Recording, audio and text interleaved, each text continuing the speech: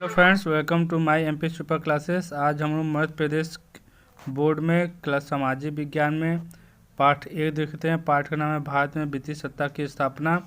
इससे पहले कि आप हमारे चैनल पर नए हो तो हमारे चैनल को सब्सक्राइब कर लें और बेल आइकन को भी दबा दें, जिससे हमारे आने वाले सभी वीडियो का नोटिफिकेशन आपको सबसे पहले मिल सके।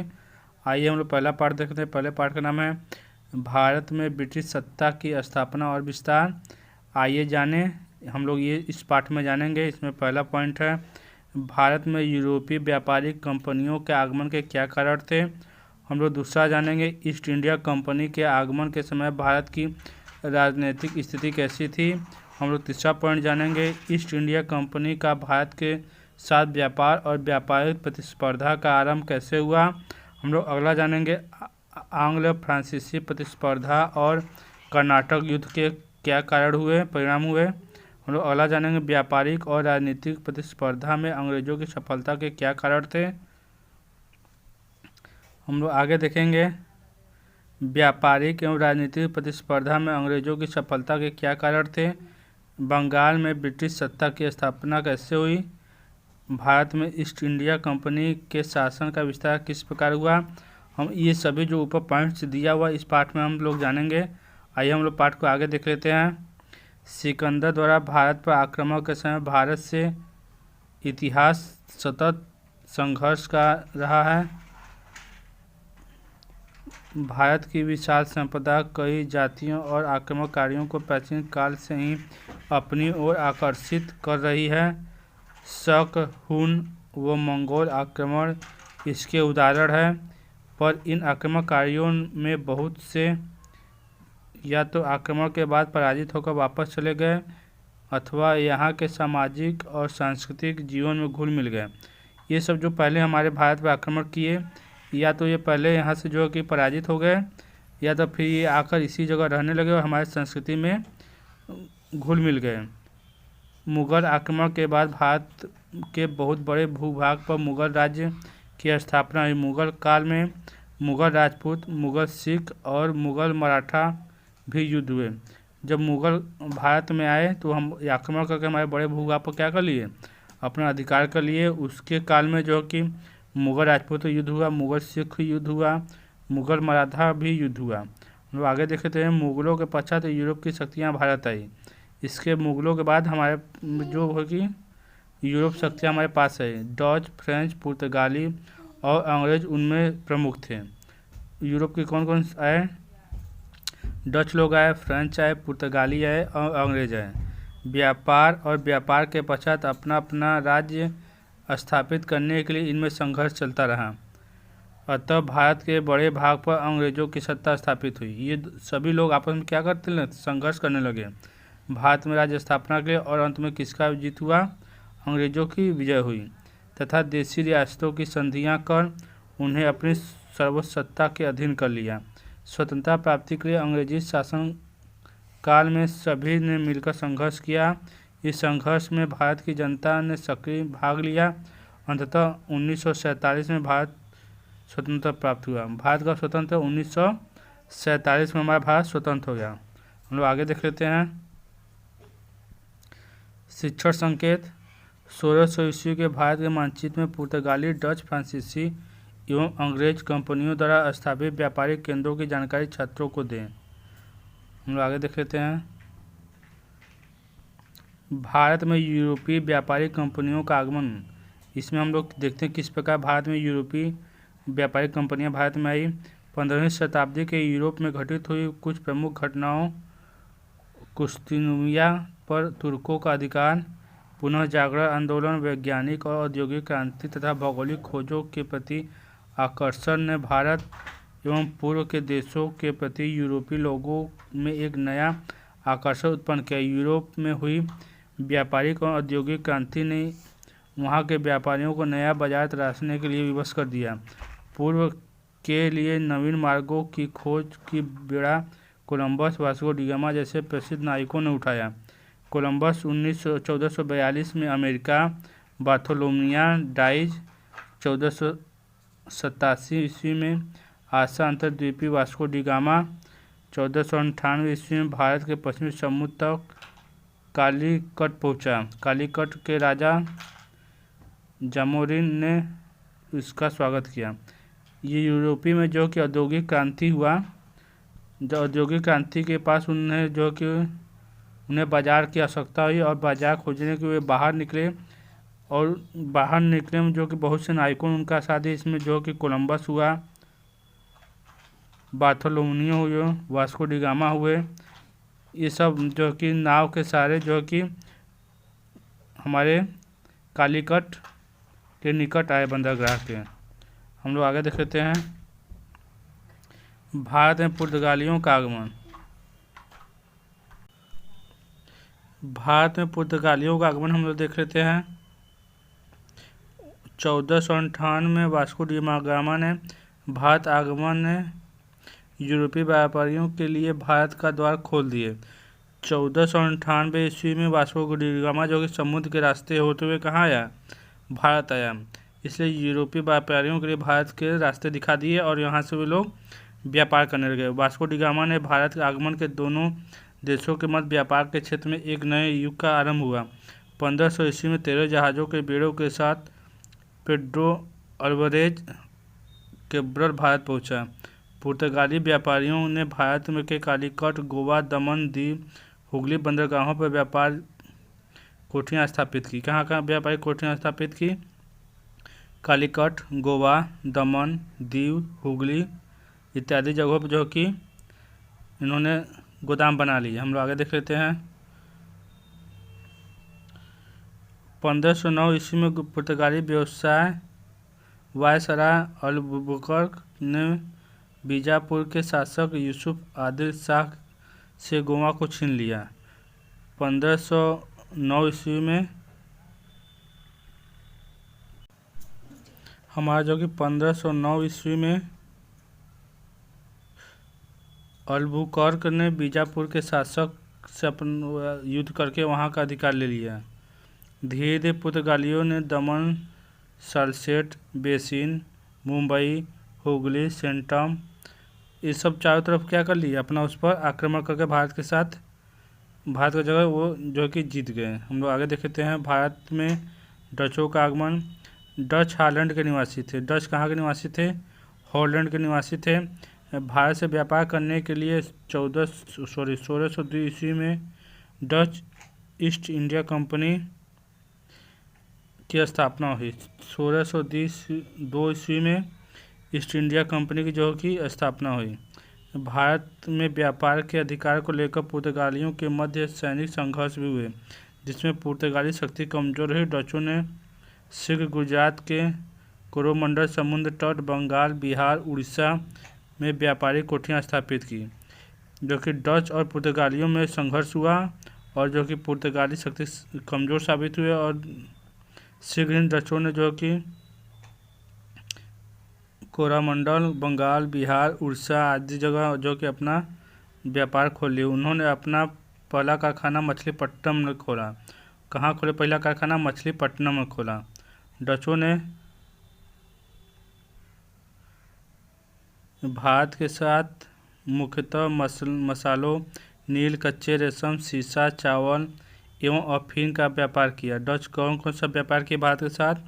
मसालों का, नील का, कच्चे रेशम का, सीसा का, चावल का, अफीम का व्यापार किया। डचों की प्रमुख फैक्ट्री जो कि पुलिकट में थी, जहां वह स्वर्ण मुद्रा पगोड़ा को ढालते थे। उनका मुख्य फैक्ट्री कहाँ था? पुलिकट में थी, जहां वो स्वर्ण मुद्रा को क्या करते थे? ढालते थे। डचों ने भारत में स्वर्ण मुद्रा चलाई जिसका नाम पगोड़ा था। डचों ने भारत में क्या चलाया? स्वर्ण मुद्रा चलाया जिसका नाम उन्होंने क्या रखा? पगोड़ा रखा। हम लोग आगे देख लेते हैं। अंग्रेजी ईस्ट इंडिया कंपनी के भारत आगमन से डच कंपनी के व्यापार को धक्का लगा। जब यहाँ पर अंग्रेजी ईस्ट इंडिया कंपनी आई तो उसको क्या हुआ? डच कंपनी की ईस्ट इंडिया कंपनी को क्या के धक्का लगा। 1759 ईस्वी में अंग्रेजों और डचों के मध्य वेदरा का युद्ध हुआ। इससे डच पराजित हुए, इनकी शक्ति और व्यापारिक अधिकार छीन गया। अंग्रेज और डच के बीच युद्ध हुआ जिसमें अंग्रेज जीते और डच पराजित हुए। हम लोग आगे देख लेते हैं। भारत में अंग्रेजों का आगमन अन्य यूरोपीय जातियों की भांति अंग्रेज भी यहाँ भारत के साथ व्यापार के इच्छुक थे। इंग्लैंड के प्रमुख पूंजीपतियों द्वारा 31 दिसंबर 1600 को ईस्ट इंडिया कंपनी की स्थापना की गई। ईस्ट इंडिया कंपनी की स्थापना कब की गई? 31 दिसंबर 1600 ईस्वी को ईस्ट इंडिया कंपनी की स्थापना की गई। इंग्लैंड की महारानी एलिजाबेथ प्रथम ने 15 वर्षों के लिए एक चार्टर द्वारा व्यापारिक अधिकार प्रदान किया। 15 वर्षों के लिए इंग्लैंड की महारानी एलिजाबेथ ने उनको अधिकार दे दिया। 1608 में कैप्टन हॉकिंस के नेतृत्व में प्रथम अंग्रेजी जहाजी बेड़ा भारत पहुंचा। उस समय मुगल सम्राट जहांगीर का शासक था। उस समय यहाँ पर किसका शासक था? मुगल सम्राट जहांगीर का यहाँ पर भारत में शासक था। हम आगे देख लेते हैं। भारत में फ्रांसीसियों का आगमन 1664 ईस्वी में फ्रांस में भारत के साथ व्यापार करने के लिए द इंड ओरिएंटल नामक कंपनी का निर्माण किया। फ्रांसिस केरन के नेतृत्व में 1667 में फ्रांसीसियों का एक दल भारत के लिए रवाना हुआ और 1668 ईस्वी में सूरत में प्रथम फ्रांसीसी कोठी की स्थापना की गई। 1668 में जो कि यहाँ फ्रांसीसी कोठी की स्थापना की गई। इसके बाद 1669 ईस्वी में मछलीपट्टनम में तथा 1673 ईस्वी पांडुचेरी में एवं 1952 में बंगाल के चंडीगढ़ में फ्रांसीसी कंपनी की स्थापना व्यापारिक कोठियों की स्थापना की गई। फ्रांसीसी कंपनी ने पांडुचेरी की सामरिक दृष्टि से महत्वपूर्ण पोर्ट लुई के किले का निर्माण कराया तथा 1740 तक कंपनी के एकमात्र उद्देश्य भारत में व्यापारिक लाभ प्राप्त करना था। किंतु 1740 के बाद कंपनी ने भारत की राजनीतिक परिस्थितियों का लाभ उठाने का निश्चय किया। फ्रांसीसी गवर्नर डुप्ले ने इस दिशा में महत्वपूर्ण कार्य किए। डुप्ले का प्रयासों से ब्रिटिश ईस्ट इंडिया कंपनी के साथ संघर्ष को जन्म दिया और ये दोनों लोग आपस में क्या करने लगे? लड़ने लगे। दोनों का जो कि हित आपस में टकराने लगा। मुगल साम्राज्य का पतन और अंग्रेजों द्वारा इसका लाभ उठाना। जिस मुगल साम्राज्य की स्थापना बाबर ने 1526 में की थी, जिसे अकबर ने अपने कार्यों द्वारा शक्ति, प्रतिष्ठा और अस्थायित्व प्रदान किया, उसका औरंगजेब की मृत्यु के बाद प्रथम प्रारंभ हो गया। किसकी मृत्यु के बाद प्रथम प्रारंभ हुआ? औरंगजेब के बाद। मुगल साम्राज्य की गद्दी प्राप्त करने के लिए उत्तराधिकारियों में संघर्ष होने लगे। गद्दी के दावेदार साम्राज्य के सरदारों के सहयोग से गद्दी प्राप्त करने लगे। परिणामस्वरूप मुगल शासकों को अपने समर्थक सरदारों एवं अमीरों की गलत बातों को भी मानना पड़ा। परिवर्ती मुगल शासक एक प्रकार से कठपुतली शासक बनकर रह गए। वे साम्राज्य विघटन नहीं रोक सके। या लोग आपस में क्या करने लगे? लड़ने लगे शासक के लिए। इसी का फायदा जो है कि हम अंग्रेज लोग उठाए। ईस्ट इंडिया कंपनी का भारत के साथ व्यापार और व्यापारिक प्रतिस्पर्धा का आरंभ। 31 दिसंबर 1600 ब्रिटेन की महारानी एलिजाबेथ प्रथम ने ईस्ट इंडिया कंपनी में भारत एवं पूर्वी देशों के साथ व्यापार के लिए 15 वर्ष के लिए एक अधिकार चार्टर दिया। कंपनी का अधिकार पत्र युद्ध एवं संधि करने, कानून बनाने, कंपनी के एकाधिकारों पर चोट करने वालों को दंडित करने का अधिकार भी दे दिया था। ईस्ट इंडिया कंपनी अपनी ब्रिटेन के कुछ पूंजीपतियों द्वारा साझा व्यापार के लिए बनाई गई थी। कंपनी का प्रमुख उद्देश्य अधिक से अधिक मुनाफा अर्जित करना था। अंग्रेजी दृष्टि से मुनाफा अर्जित करने के समय उचित और अनुचित तरीकों का उपयोग करना गलत नहीं था। ईस्ट इंडिया कंपनी का भारत में आने का मुख्य उद्देश्य जो था अधिक से अधिक लाभ कमाना था। वे अधिक से अधिक भारत में आकर लाभ कमाते थे। आंग्ल फ्रांसीसी प्रतिस्पर्धा एवं कर्नाटक युद्ध। आंग्ल फ्रांसीसी व्यापारिक प्रतिस्पर्धा शीघ्र ही युद्ध में परिवर्तित हो गया। दोनों के बीच लड़े गए युद्धों के अध्ययन के पूर्व शक्ति और साधनों को एक दृष्टि में डालना उचित होगा। ब्रिटिश ईस्ट इंडिया कंपनी एक गैर सरकारी संस्था थी, जबकि फ्रांसीसी कंपनी सरकारी प्रभुत्व था। इन दोनों के बीच जो है कि क्या हुआ? आपस में हित टकराने लगे। इन दोनों के बीच जो है कि हमारा युद्ध प्रारंभ हो गया। इस युद्ध का परिणाम जो है कि अधिक मुनाफा अर्जित करने और राजनीतिक प्रभुत्व की में वृद्धि के बीच ईस्ट इंडिया कंपनी और फ्रांसीसी कंपनी प्रयत्नशील थी। दोनों एक दूसरे को मात देने के लिए कम से कम मूल्य पर भारतीय माल क्रय करने का प्रयास करती थे। दोनों ही बाजार में अपना प्रभुत्व स्थापित करना चाहती थी।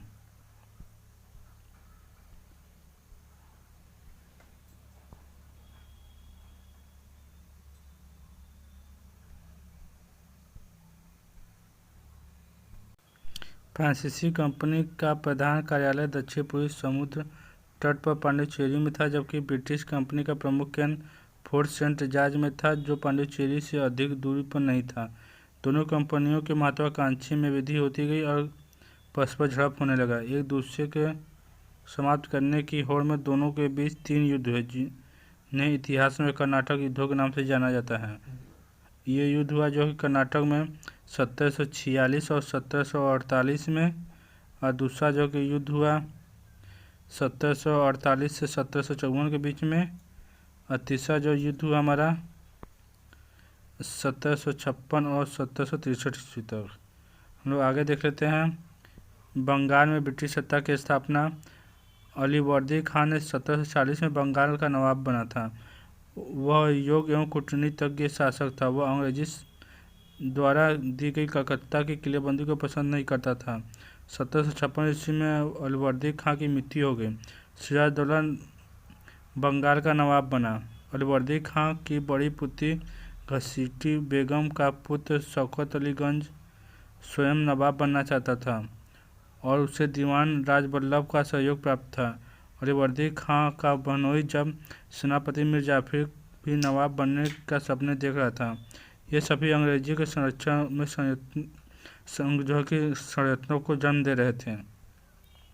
ये सब क्या करते आपस में एक दूसरे के लिए लड़ रहे थे राज्य स्थापित करने के लिए। अंग्रेजों द्वारा की जा रही उकसाने वाली कार्रवाई से नाराज होकर 4 जून 1756 ईस्वी नवाब कासिम ने बाजार में फैक्ट्री पर अधिकार कर लिया। अब वह कलकत्ता की तरफ बढ़ा। गवर्नर डेक व्यापारियों, महिलाओं और बच्चों के साथ कलकत्ता भाग गए। 22 जून 1756 को कलकत्ता पर नवाब का अधिकार हो गया। हम लोग आगे देख लेते हैं। ये बहुत सी संधियां हैं। अलीनगर की संधि, हम लोग प्लासी का युद्ध हुआ जो कि बक्सर का युद्ध देख लेते हैं। प्लासी के युद्ध के बाद बंगाल का नवाब मीर जाफर कंपनी के लिए एक कठपुतली शासक के समान था। नवाब का खजाना कंपनी और उसके कर्मचारियों की भेंट और रिश्वत देने में खाली हो गया। कंपनी की मांग में निरंतर वृद्धि होती जा रही थी। कंपनी और उसके दलाल किसानों दस्तकारों को लूट रहे थे। कंपनी कम से कम मूल्य पर दस्तकारों को अपना सामान विक्रय करने के लिए विवश करती थी।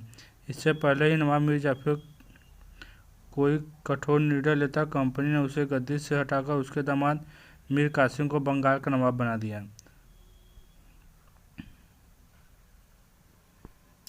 अवध का नवाब सिराजदौला भी अंग्रेजों से नाराज था। मुगल सम्राट शाह आलम भी दिल्ली से भागकर अवध के निवासी रह गया था। तीनों ने मिलकर बक्सर नामक स्थान पर 23 अक्टूबर 1764 ईस्वी कंपनी की सेनाओं के साथ युद्ध किया। मुगल सम्राट और दोनों नवाब युद्ध में पराजित हुए तथा 1765 में सिराजदौला तथा शाह आलम ने क्लाइव के साथ संधियां कर ली, जो कि ये युद्ध हुआ जो कि 23 अक्टूबर 1764 ईस्वी में। और ये तीनों जो कि क्या हुए, पराजित हुए। हम लोग आगे देख लेते हैं। भारत में ईस्ट इंडिया कंपनी की स्थापना और सत्ता का विस्तार। बंगाल पर आधिपत्य जमाने के पश्चात अंग्रेजों ने दक्षिण की ओर दृष्टि डाली। भारत दक्षिण उसमें मराठे हैदराबाद और निजाम मैसूर में हैदर अली की ये 3 प्रमुख सत्ताएं थीं। इन तीनों सत्ताओं को एकजुट होने से रोकना अंग्रेजों को ध्येय बन गया। उन्होंने निजाम को मराठे और हैदर अली से बचाने का लालच दिखाकर कुछ प्रादेशिक लाभों को देकर अपने ओर मिला लिया। इनका मुख्य नीति था जो कि फूट करो और राज करो वाला काम था। ये लोग आपस में लड़वाते थे और उनका बाहर से सहयोग भी करते थे, जिससे क्या करते थे, एक राजा हार जाता था और वे वहाँ जाकर अपना राज स्थापित कर लेते थे। मैसूर के वारीदार राजा दुर्बल हो चुके थे। उनको योग्य व कुशल सेना नायक हैदर अली ने राजा को प्रदर्शित करके सत्ता पर अधिकार कर लिया। हैदर अली अंग्रेजों के बढ़ते प्रभाव के कारण शंकित था। सत्ता की प्रतिस्पर्धा में अंग्रेजी और मैसूर के बीच 1767 से 1789 तक 4 युद्ध लड़े गए। प्रथम युद्ध में वारेन हेस्टिंग्स के काल में हुई हैदर, जिसमें हैदर अली विजयी रहा और विवश होकर अंग्रेजों ने उसे संधि कर ली।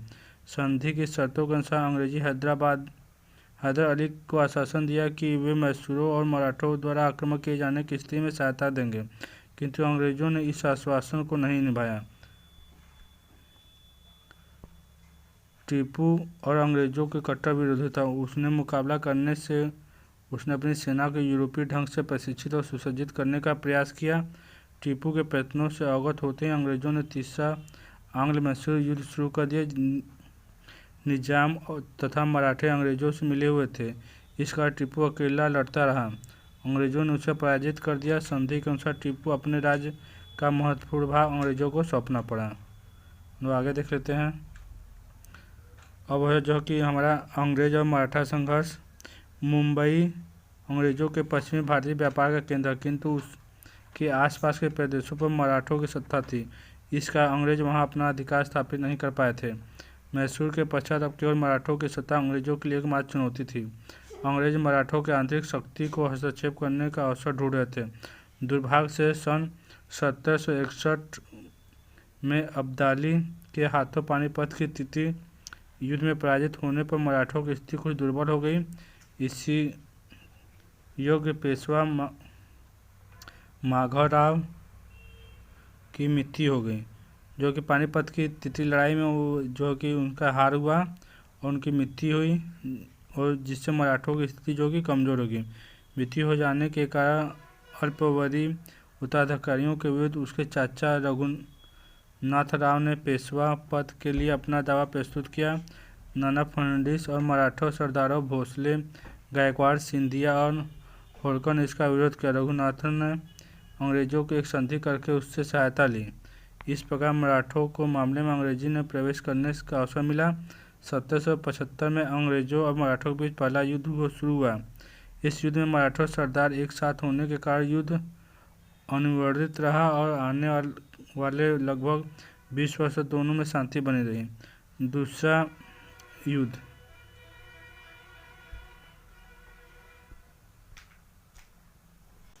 जो कि 1803 ईस्वी में हुआ।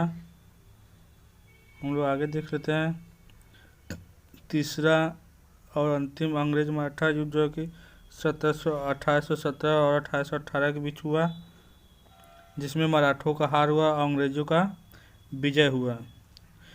लॉर्ड वेजेजली ने 1758 में ब्रिटिश भारत का गवर्नर जनरल बनकर भेजा गया।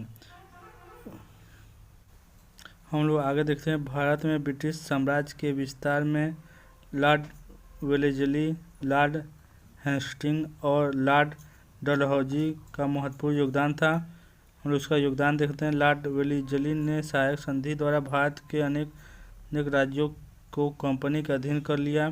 सहायक संधि में निम्नलिखित बातें सम्मिलित थी। जो सहायक संधि उसने स्थापित किया वो बात सहायक संधि हम लोग देख लेते हैं। सहायक संधि अपनाने वाले भारतीय राज्य को अपनी सुरक्षा के लिए ब्रिटिश सेना की एक टुकड़ी अपने राज्य की सीमाओं में रखना होता था।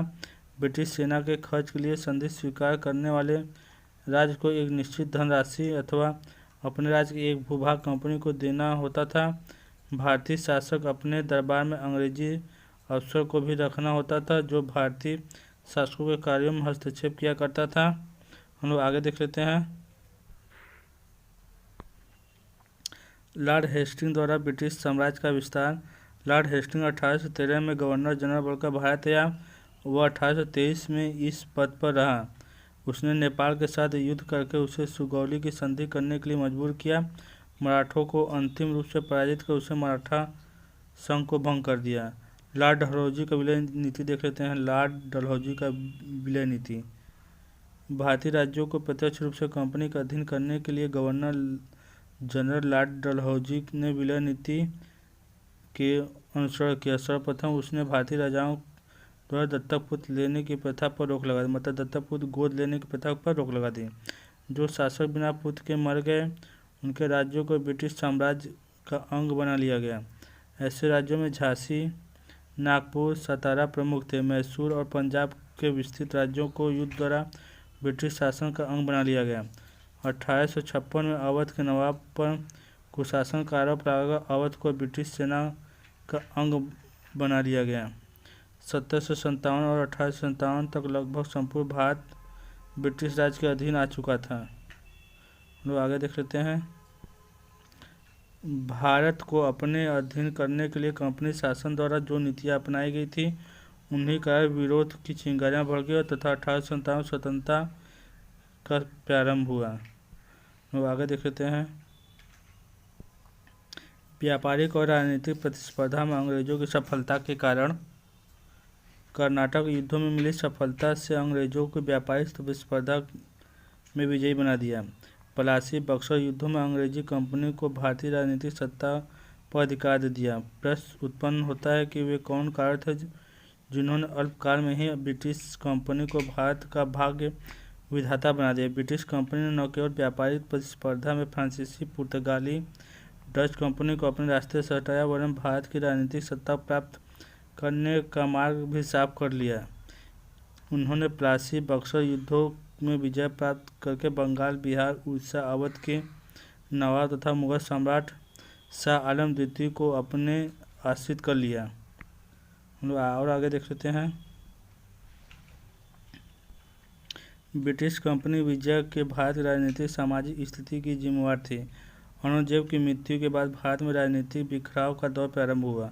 औरंगजेब जब की मृत्यु हो गई तो भारत में जो कि उत्तराधिकार के लिए राजनीतिक संघर्ष प्रारंभ हो गया।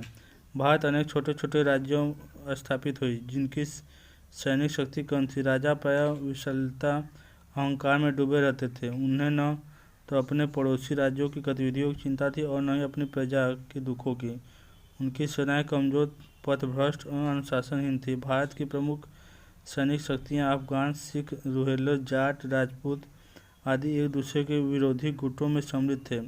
नाम मात्र के मुगल सम्राट शक्तिहीन, वैभवहीन, कमजोर और साधनहीन थे। ब्रिटिश कंपनी ने भारतीय इन्हीं दुर्बलताओं का फायदा उठाया और अपनी सफलताओं का मार्ग प्रशस्त किया। जब वो ब्रिटिश कंपनी यहाँ व्यापार करने के लिए आए तो यहाँ जो कि भारतीय कंपनियाँ, जो भारतीय राज्य अलग अलग बटे हुए थे, ये आपस में लड़ते थे। लड़ने के कारण इनकी जो कि स्थिति कमज़ोर हो गई थी, इसी लोग का ये फ़ायदा उठाए। ब्रिटिश कंपनी ने भारतीय राजाओं, नवाबों को राजनीतिक उदासीनता और आपसी प्रतिस्पर्धा का लाभ अपने पक्ष में उठाया। किसी एक राज्य को सैनिक और धन की सहायता देकर दूसरे को कमज़ोर किया। आगे चलकर दोनों पर ही अपना आधिपत्य स्थापित कर लिया। वे क्या करते थे, दूसरे राज्य के साथ मिलकर वहाँ दूसरे राज्य पे आक्रमण कर देते थे और दोनों पर अपना धीरे धीरे अधिकार कर लेते थे। फूट डालो और राज करो की नीति उनके लिए वरदान साबित हुई। उनका मुख्य उद्देश्य था आपस में फूट डाल दो और क्या करो, राज करो। अंग्रेजी की सफलता का कारण उन्हें हल्के और छोटे हथियार तथा प्रशिक्षित सेनाएं थी। अंग्रेजों के पास एक अच्छी तोपखाना भी था, उनकी विजय का कारण बना। 18वीं शताब्दी में भारत में राजनीतिक अराजकता, राजनीतिक बिखराव, केंद्र का कमज़ोर होना ऐसे तत्व थे जिन्होंने ब्रिटिश कंपनी की सफलता प्रदान की। मराठे, जिनसे अपेक्षा थी कि तत्कालीन अराजकता के दौर में राजनीतिक स्थिरता कायम रख पाएंगे, आपसी संघर्ष में उलझे थे, अतः वे अपेक्षा पूरी नहीं कर सके। अंत में इतना कहा जा सकता है कि ब्रिटिश कंपनी की मिली सफलता उनकी अपनी योग्यता में नहीं वरन भारत की राजनीतिक कमजोरियां में थी। इसका जो पाठ का सारांश निकलता है कि जो कि अंग्रेज यहाँ पर क्यों सफल हुए, तो उनकी सफलता नहीं थी बल्कि भारतीयों की जो कि राजनीतिक शक्ति जो कि कमज़ोर था, वे आपस में लड़ते थे, उनके पास आपसी एकता नहीं था। हम लोग आगे देख लेते हैं। आगे अभ्यास है, अभ्यास को आप लोगों को दूसरे वीडियो में हल करा दिया जाएगा क्योंकि ये वीडियो बहुत बड़ा हो जाएगा। प्यारे बच्चों, वीडियो पसंद आए तो लाइक करें, चैनल को सब्सक्राइब करें और अपने दोस्तों के साथ शेयर करना ना भूलें। आपका लाइक करना ही हमारे मेहनत का फल है। जय हिंद, जय भारत, गर्व से कहो हम भारतीय हैं।